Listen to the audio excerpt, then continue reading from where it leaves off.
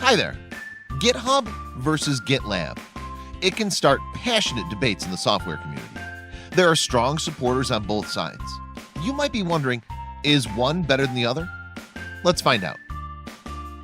So first, the basics. What's Git? It's a version control system. It allows developers to keep track of code changes. Git is popular because it's distributed, which means developers can commit changes without connecting to a central server. Also, Git is very good at branching and merging. But another reason for Git's popularity is GitHub. GitHub launched in 2008. It was one of the first Git hosting platforms. The open source community started to use it for code sharing. It made GitHub an instant success. So the platform started to gain lots of users. Today, GitHub has about more than 28 million users and hosts about 57 million repositories.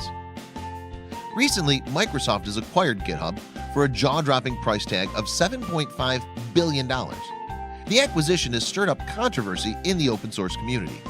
A lot of people are worried that GitHub will lose its open source roots. So people are looking at alternatives like GitLab. Similar to GitHub, GitLab is a Git-based repository hosting platform. It was launched in 2011. From the start, GitLab wanted to distinguish itself from GitHub, so it created a single product for the entire DevOps lifecycle. In GitLab, tools like issue trackers, continuous integration, and continuous delivery are part of the product. GitLab provides a single interface to the whole DevOps lifecycle. Today, GitLab is used by more than 100,000 organizations. Organizations like IBM, Sony, NASA, and Alibaba are using GitLab. So let's dive into some key similarities and differences between GitHub and GitLab. Both platforms provide public and private repositories, but GitHub is free for public ones only. For private repositories, there's a license fee per user.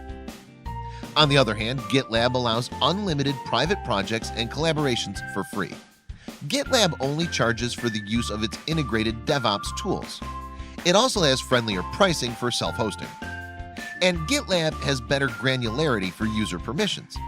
In GitLab, you can provide access to the issue tracker without giving access to source code.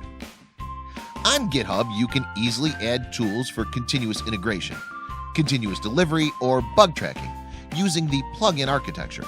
The plugin architecture gives you more control, but it also means you have to regularly update the plugins. So, GitHub versus GitLab. Which one is better? It depends on your needs. If you're working for open source projects, GitHub definitely has a good track record. It's also the most popular Git repository hosting platform.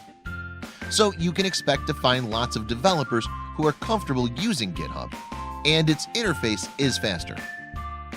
But GitLab is a rising star. It's a solution that provides more coverage for your software lifecycle. The tools you need for DevOps practices are integrated into the product. If you want to self-host, it's an easier platform to use. So at the end of the day, your project requirements will determine your choice. If you have more questions, visit our site, linuxhint.com. Ask a question on our support site, and don't forget to subscribe to this channel on YouTube for more videos.